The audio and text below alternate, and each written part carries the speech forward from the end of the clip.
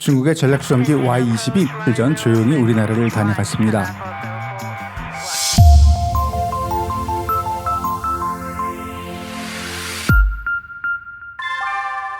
작년 Y-20 전략수송기를 소개한 적이 있는데 올해도 6.25 전쟁 중 사망한 중국군 유해 송환 작업 때문에 Y-20이 서해를 건너왔습니다.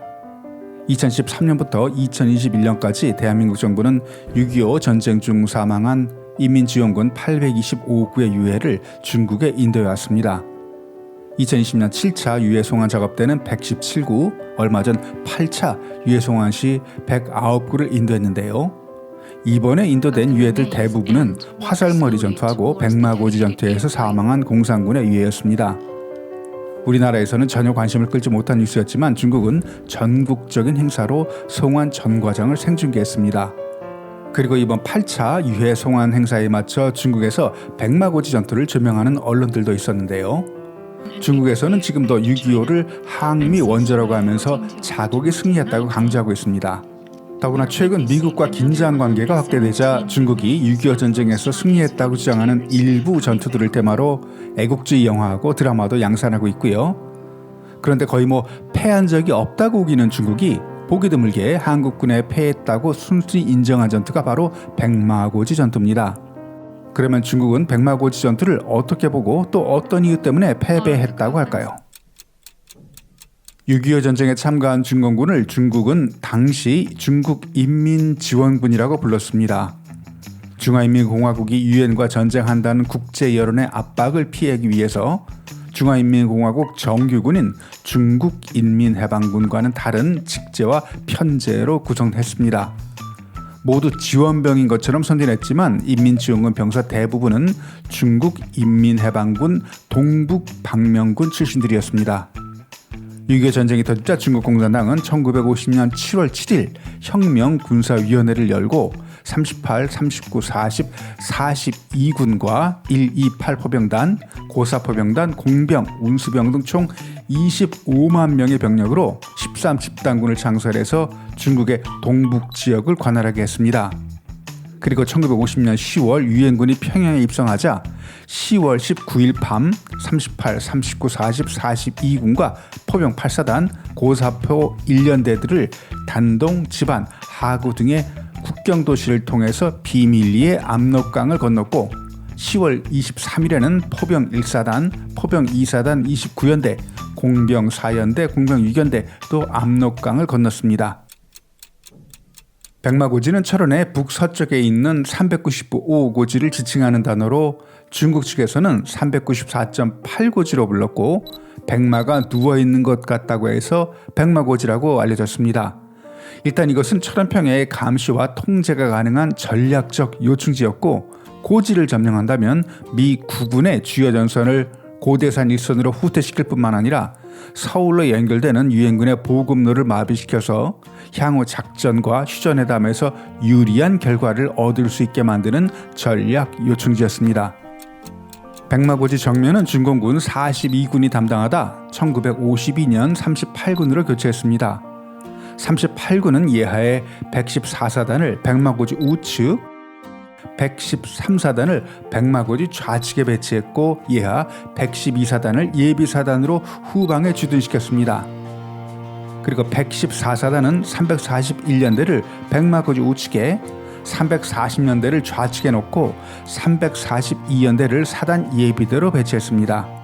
반면 미 구군에 소속되었던 한국군 9사단이 철원 북부 지역 방어를 담당하고 있었는데 백마고지는 9사단이 담당하고 있는 방어선의 중앙에 위치해 있었습니다. 백마고지 전투는 원래 중공군이 계획한 1952년 2단계 반격작전에 있는 소규모 전투로 중공군 38군은 2개연대 정도 병력이면 백마고지를 쉽게 점령할 수 있다고 판단했었습니다.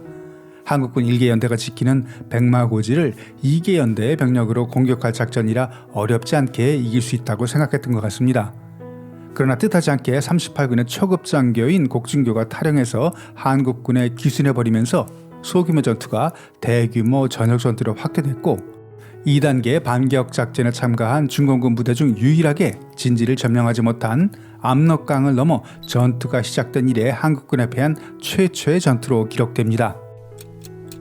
곡중교의 계급이 낮아서 세부적인 작전 내용은 누출되지 않았지만 한국군과 유엔군은 38군이 곧 공격한다는 정보는 얻게 됩니다. 이에 미 9군 이하 3, 4단은 한국군 9사단 후방으로 이동해서 지원에 나섰고, 여기에 미 5항공대의 공동지원, 미 9군 이하 포병 부대들도 무제한 화력을 9사단에 지원하는 임무를 부여받습니다. 9사단 사령부는 곡중교가 투항한 당일 긴급회의를 열어서 백마고지를 담당하고 있는 30년대 소속 3대대를 백마고지에 전진 배치시켰고, 여기에 2개 탱크 중대가 3대대를 지원하게 했습니다. 9사단은 10월 6일 전투가 시작되기 전까지 백마고지에 1개의 대대병력을 추가 배치했고, 255고지에는 28년대 소속 3개 대대병력을 집결시켰습니다. 유엔군의 포병과 공군은 3일부터 전투가 시작되기 전까지 38군의 집결지와 포병 진지, 교통로 등에 수차례 포격과 폭격을 가했습니다. 38군은 곡중교가 투항한 사실을 10월 3일 당일 발견합니다. 38군 사령관인 강영희는 곡중교가 한국군에 투행했다는 보고를 받고 작전을 계획대로 밀고 나갈지에 대해 고민에 빠집니다.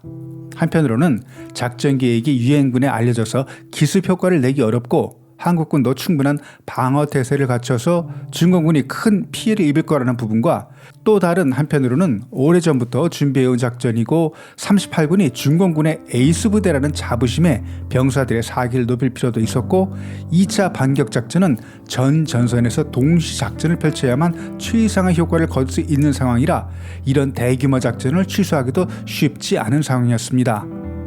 결국 강영희는 결단을 내리지 못하고 상급 부대인 제3집단군의 지휘를 요청했지만 왕근산 당시 제3집단군 사령관은 38군 스스로 판단하라고 명령합니다. 이에 강영희는 38군의 전투력이라면 승리할 수 있다고 생각했고, 만약 공격이 실패한다 해도 전체 전선에는 큰 영향을 끼치지 않을 거라 판단했습니다. 당시 강영희는 한국군의 전투력을 장개석의 국민당 군대보다도 떨어지는 수준이라고 얕잡아 봤습니다.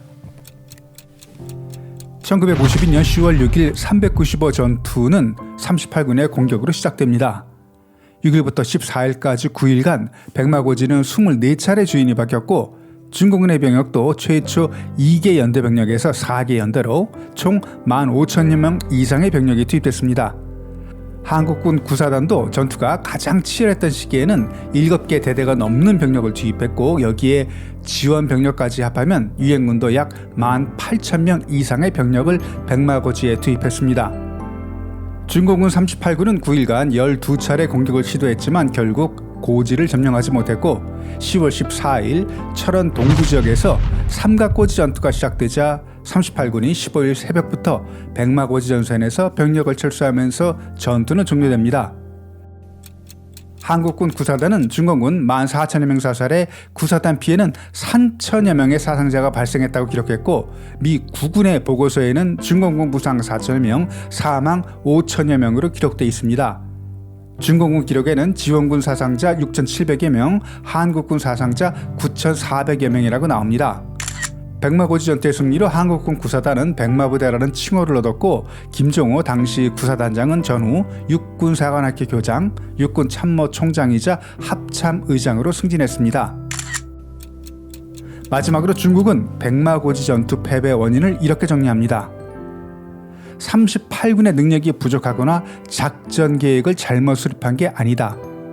아군의 작전 계획을 아는 반역자가 한국군에 투항하면서 작전 계획을 사전에 인지하게 된 한국군에 중국 지원군이 패한 전투다.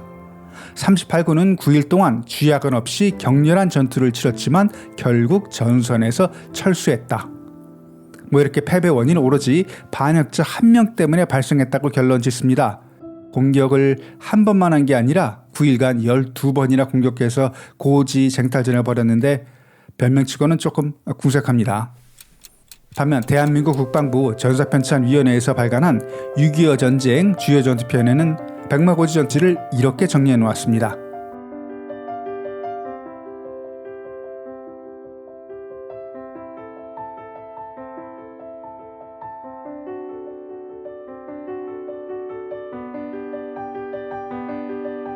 오늘 영상은 여기까지입니다. 영상이 유익했다면 구독, 좋아요 부탁드립니다. 감사합니다.